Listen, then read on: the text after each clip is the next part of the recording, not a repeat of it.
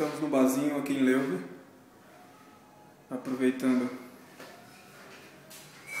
um raro dia de sol que tem aqui em Leuven.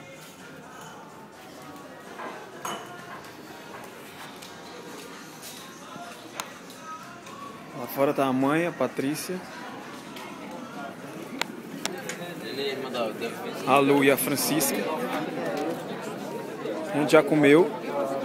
A Patrícia tá aqui, já comeu espaguete.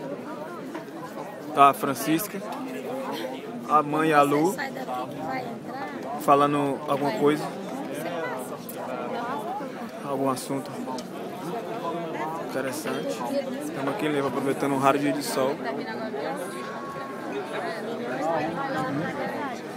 Vejo todas essas pessoas aqui.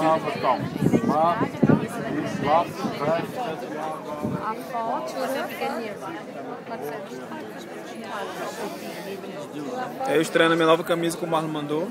Vai pro YouTube mais tarde, no Facebook. Você vai ver. Filmando? Vou falar aí a propaganda, porque se eu falar, minha voz fica horrorosa. Ele fez questão, ele recebeu essa camisa hoje, ele fez questão de vestir imediatamente e correu para a prefeitura, a mostra da prefeitura. É um prédio estilo barroco, construção estilo menina, a Lu que vai falar. Vai. Que a minha voz fica Como é que é? estilo barroco. Nesse Um prédio da prefeitura, estilo barroco. muito lindo. Muito lindo. Um dos pontos turísticos mais visitados daqui de Leuven. Um dos pontos turísticos mais visitados aqui de Leuven.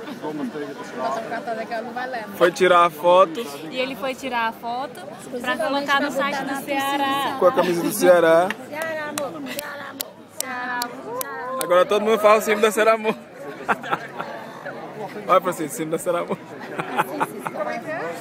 Mas a Francisca é Ceará Amor porque ela tá de preto e branco, ó. Tá vendo? Não, Francisco. É assim.